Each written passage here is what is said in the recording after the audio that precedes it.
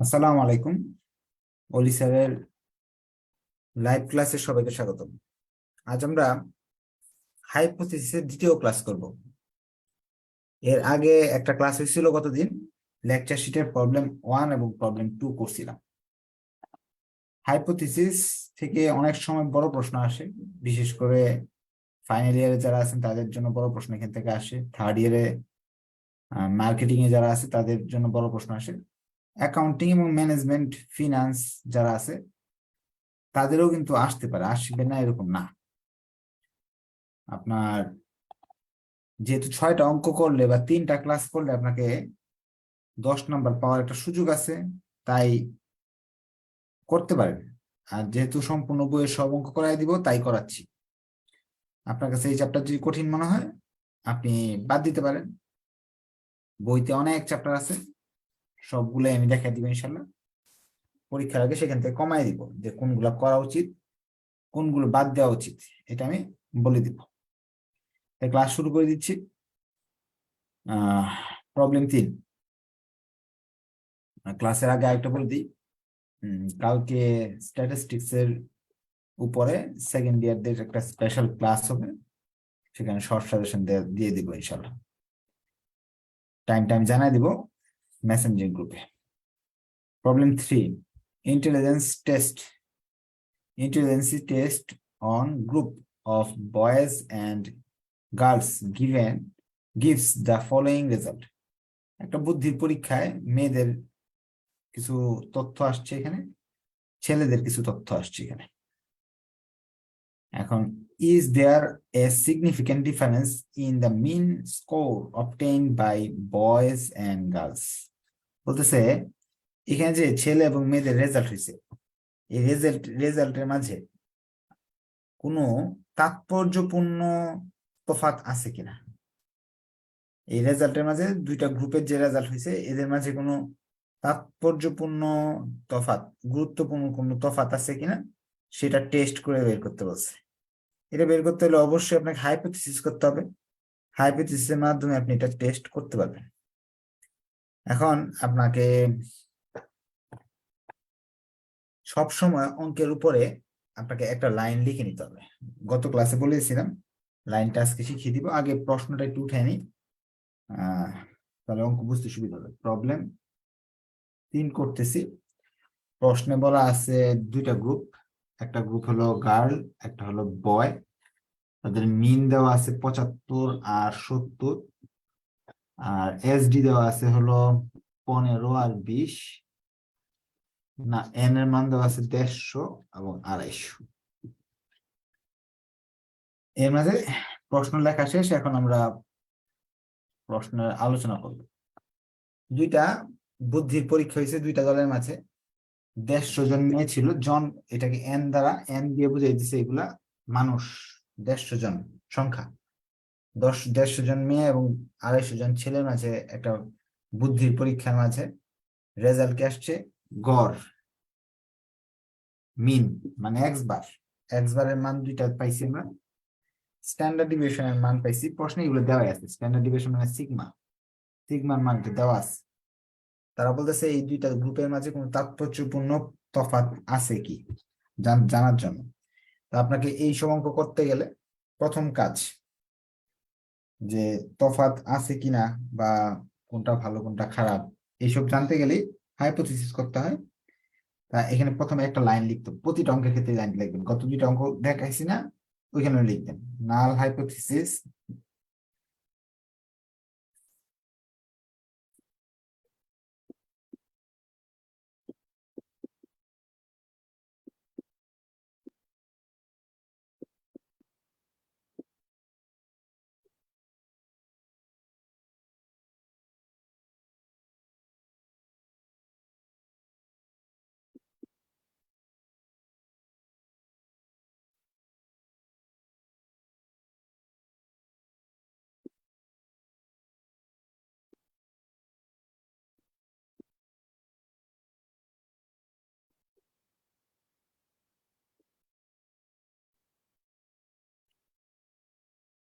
আচ্ছা, the null hypothesis null হাইপোথিসিসটা মানে কি, there is no significant difference between, দুইটা গ্রুপ দেওয়া আছে না, টু মিন বা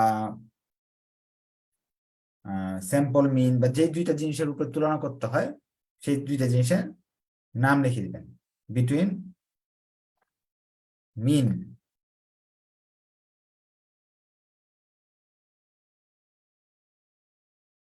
by girl and girls and boys. প্রশ্নে যেটা থাকবে এটা এই অংশে লিখে দিবেন।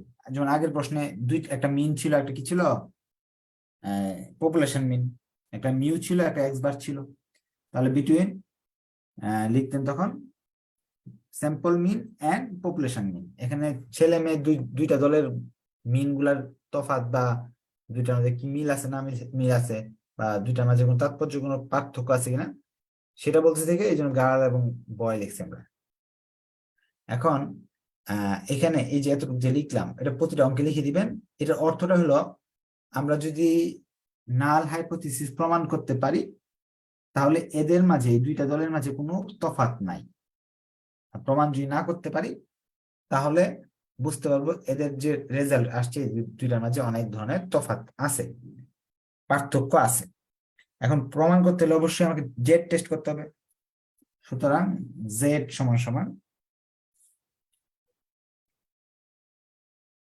এখন এখানে তো দুইটা করে কি আছে, এখানে আমাদের দুইটা করে এক্স এর মান আছে, দুইটা করে এন এর মান আছে, দুইটা করে এস এর মান আছে। কিভাবে বুঝলাম, এটা হিয়ার লিখে নেবেন। হিয়ার এক্স বার কয়টা, দুইটা, একটা ছেলেদের একটা মেয়েদের। তাহলে এক্স বার আমরা 1, এক্স বার 2 ধরবো। এক্স বার 1 হলো 75 আর এটা 70। সিগমা 1, সিগমা 2, সিগমা 1 হলো 15, সিগমা 2 হলো 20। এন এন এর মানও দুইটা, একটা হলো 150 আর একটা হলো 250। এখন এই যে মানগুলো পাইলাম আমরা, এই মানগুলো আমাদের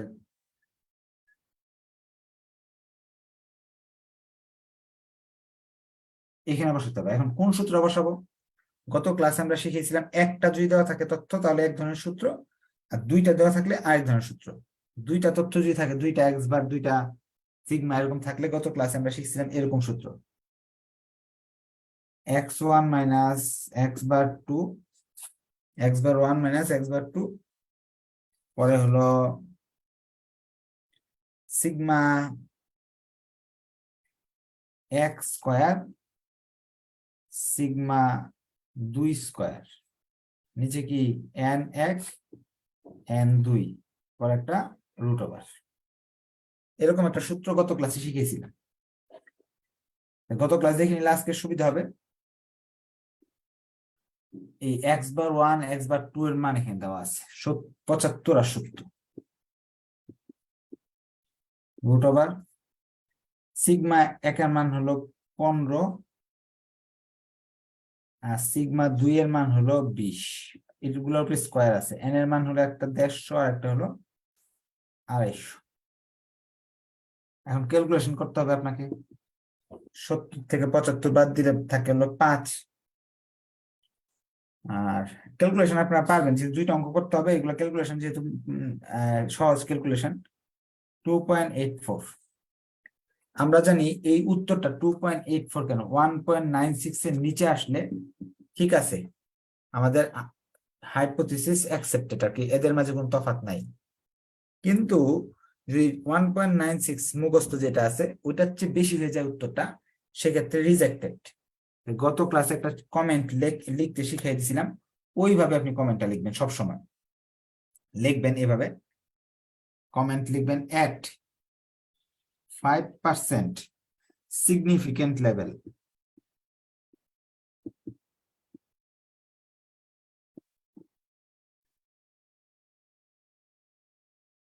significant level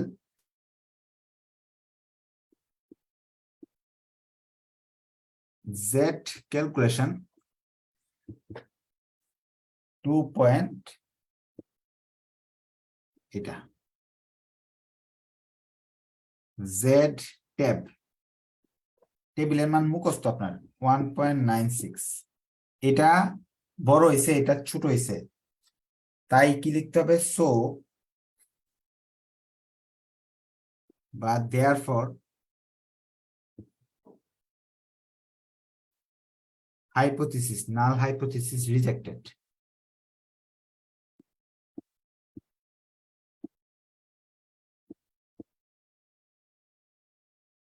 is rejected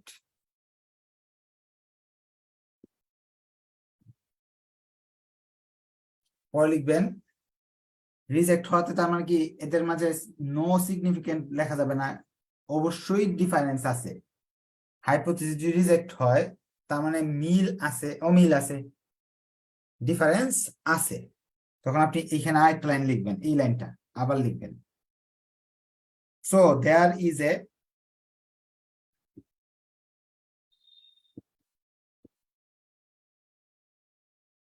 significant difference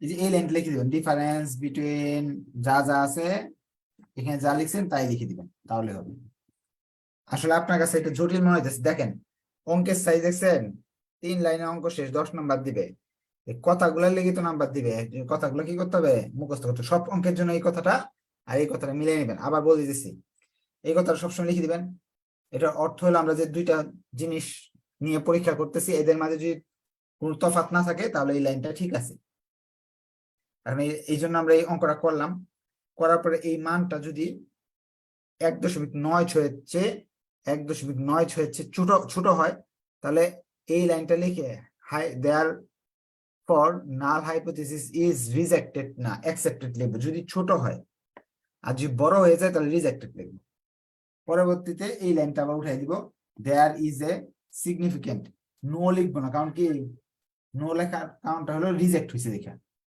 reject যদি না হইতো তাহলে লিখতাম there is no significant difference between mean by girls and boys ঠিক আছে তো এই কমেন্টটা আপনাকে দিতে হবে আর এই উপরে এই কথাটা লিখে নিতে হবে পরে এই অঙ্কটা আপনি করবেন তার যদি কোশ্চেন থাকে একটু কষ্ট করে হ্যান্ড রাইজ করেন আমি আপনাদের প্রশ্নের উত্তর দেই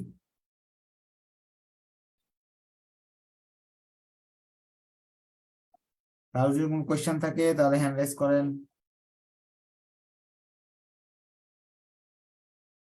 কোশ্চেন থাকলে বলেন স্যার নমস্কার হ্যাঁ হ্যাঁ বলেন স্যার এই একই নিয়মে আমি গত ক্লাসে একটা অঙ্ক করেছিলাম নিচ থেকে মানে বই থেকে দেখে একটা অঙ্ক করছিলাম এখন এই নিয়মে করতে গিয়ে আমার অঙ্ক রেজাল্টটা বইয়ের সাথে মিলছিল না ওটা মার্কেটিং ডিপার্টমেন্টে 2016 সালে আসছে আচ্ছা সলভ ক্লাসে আপনি একটু কষ্ট করে ছবি উঠিয়ে দিবেন হ্যাঁ সলভ ক্লাস জি হবে স্যার কিছু তখন ছবি উঠিয়ে দিবেন আর কোন কোশ্চেন তার কোশ্চেন স্যার থাকলে হ্যান্ড রাইজ ধন্যবাদ করেন তার কোশ্চেন থাকলে হ্যান্ড রাইজ করেন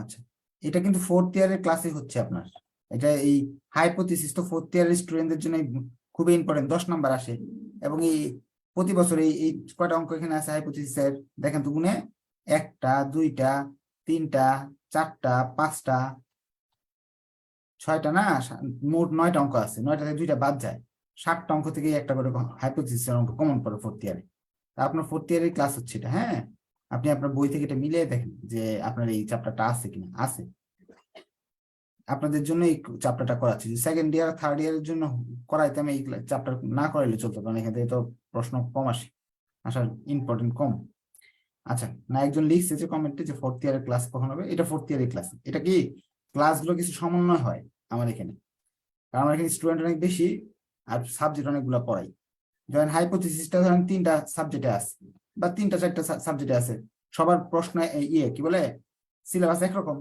যেমন এই হাইপোথিসিস বইটা রিসার্চ ম্যাথোলজিতে আছে 4th ইয়ারে রিসার্চ ম্যাথোলজি যারা পড়ে এরা পড়তে পারবে এই ক্লাসটা আবার এটা থার্ড ইয়ারে মার্কেটিং ডিপার্টমেন্টের স্টুডেন্টদের কাছে আছে স্ট্যাটিস্টিক্স 2 তাদের ওই ইম্পর্টেন্ট তারা ওই ক্লাসটা করতে পারবে এই অঙ্কগুলাই বইতে আছে আবার এই সেকেন্ড ইয়ার এবং থার্ড ইয়ারের যে স্ট্যাটিস্টিক্স 1 আছে তাদেরও কিন্তু এই চ্যাপ্টারটা বইয়ে আছে, তো তারাও করতে পারবে, এই অঙ্কগুলাই আছে।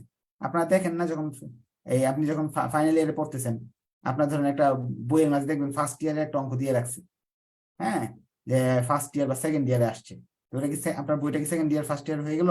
এরকম না। যেমন ধরেন আপনি একটা, আমি উদাহরণ দেখাচ্ছি, পোর্টফোলিও বই, রিস্ক এন্ড রিটার্ন পৃষ্ঠাটা উল্টাবেন, দেখবেন first year, second year, third ইয়ারের অনেক অঙ্ক আসছে আছে, মাস্টার্সেরও আছে।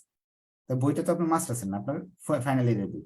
তা আমি যেভাবে করাচ্ছি এভাবে করতে থাকেন, যেগুলো পড়াচ্ছি এগুলো পড়তে থাকেন, পরীক্ষার আগে আপনাদের গুছিয়ে দিব যে কোনগুলো বাদ দিতে হবে, কোনগুলো পড়তে হবে, জ্ঞান সবগুলোই নিতে হবে। কারণ প্রশ্ন যখন কঠিন হবে তখন তো আপনি এই স্বল্প জ্ঞান দিয়ে A+ পেতে পারবেন না, ঠিক না? আর ওই যেগুলো পড়াচ্ছি এগুলো পড়লে মোটামুটি সব নলেজ থাকবে, প্রশ্ন যেভাবে হোক কমন পড়বে ইনশাল্লাহ। আচ্ছা, প্রবলেম 4-এ চলে যাচ্ছি আমরা। হ্যাঁ, প্রবলেম 4টা হলো খুবই ইম্পর্টেন্ট একটা অঙ্ক।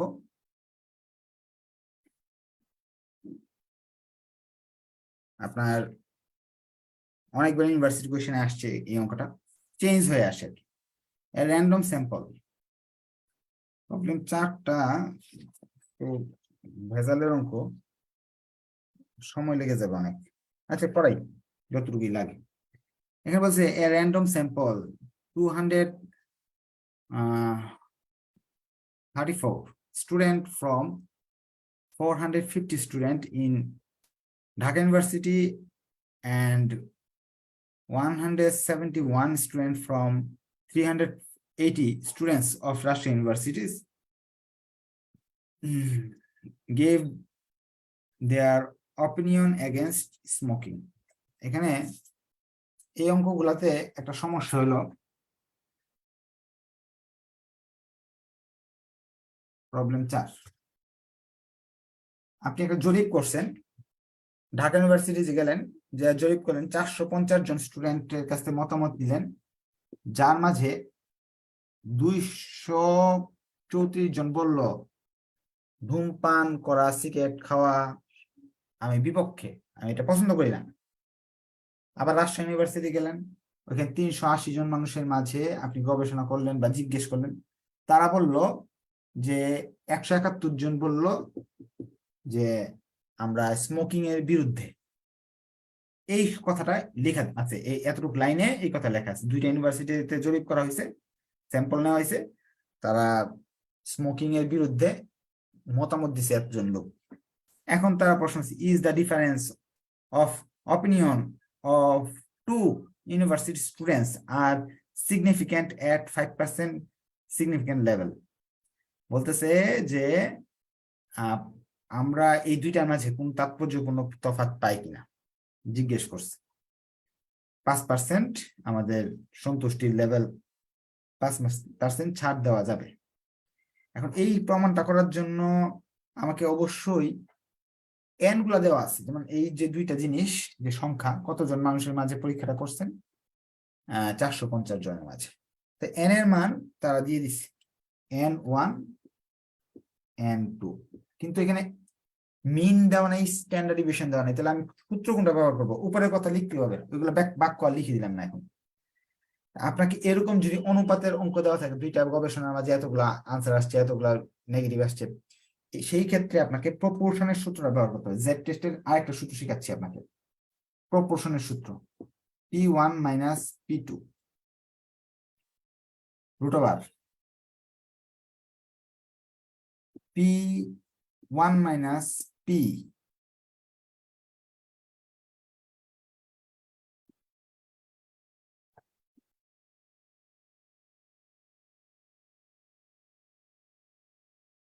N1 1/n প্লাস এই সূত্রটা আপনাকে শিখতে হবে। কখন এই সূত্র ব্যবহার করব? যখন স্ট্যান্ডার্ড ডিভিয়েশন এবং মিন এগুলো দেওয়া নাই, তখন এই সূত্রটা ব্যবহার করব। এখন এখানে যে এত এত পি গুলো কি? একটা হলো P1 অনুপাত 1, অনুপাত 1 বোঝাচ্ছে এইটা 450 জনের মাঝে 234 জন স্মোকিং কে বিরুদ্ধে, অর্থাৎ আপনার 52% উত্তর আসছে। P2 এটাতে ভাগ দিবেন, 171 জনের মাঝে 380 জন স্মোকিং এর বিরুদ্ধে কথা বলতেছে, তাহলে এটা 45% এই ইউনিভার্সিটিতে। P1 P2 পেয়ে গেলাম। এখন এই পিটা কি, এটা হলো কম্বাইন্ড, দুইটা মিলিয়ে কম্বাইন্ড মিন। কম্বাইন্ড মিনের সূত্র, এই যে কম্বাইন্ড মিনের সূত্র আমরা স্ট্যাটিস্টিক্স যারা আগে করছেন তারা জানেন, সূত্র হলো n into P, n1 into p1 যোগ n2 into p2, n1 plus n2, অর্থাৎ যতগুলো মান আছে সবগুলো বসাবো, এটা যা আছে। n1 হলো 450, p1 হলো 52, n2 হলো 380,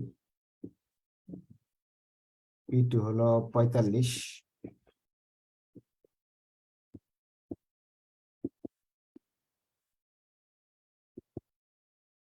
ক্যালকুলেশন করলাম 49, আর কি দুই গ্রুপের ক্যালকুলেশন করে দেখলাম 49%। এটা একটা সহজ সূত্র আছে, এই দুইটা যোগ করবেন আর এই দুইটা যোগ করবেন নিচে, তাও হয়ে যাবে আনসার। হ্যাঁ, পি এর মান এইভাবেও করা যাবে। এই সূত্রগুলো আপনাকে জানতে হবে পি এর মান বের করার জন্য। এখন আপনাকে যা করতে হবে, মানগুলো বসাতে হবে।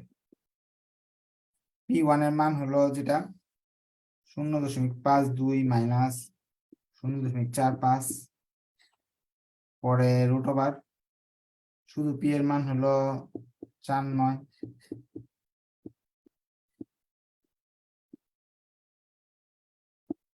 n1 এর মান হলো 450, 380। এখন ক্যালকুলেশন করব, আমাদের মান চলে আসবে, যেমন উপরে আসবে 0.07, নিচে আসবে 49 গুণ 0.51, এটা থেকে এটা বাদ দিলাম, গুণ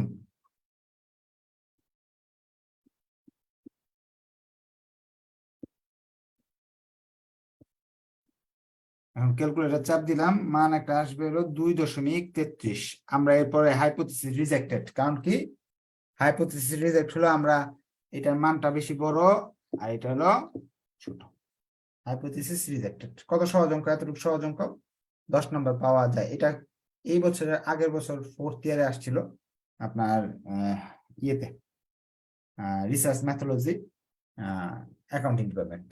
এছাড়া এটা আসছিল হলো 2nd ইয়ার অ্যাকাউন্টিং ডিপার্টমেন্ট 2016-তে। আর এছাড়াও অনেকগুলো সালে আসছে, এগুলো মানগুলো চেঞ্জ করে। ভিডিওগুলো সেভ থাকবে, বারবার দেখবেন। কোনো কিছু না বুঝলে সলভ ক্লাস হবে, সলভ ক্লাস আমরা আলোচনা করবো। আজকে তাহলে এই পর্যন্ত থাকলো, ধন্যবাদ সবাইকে, আসসালামু আলাইকুম।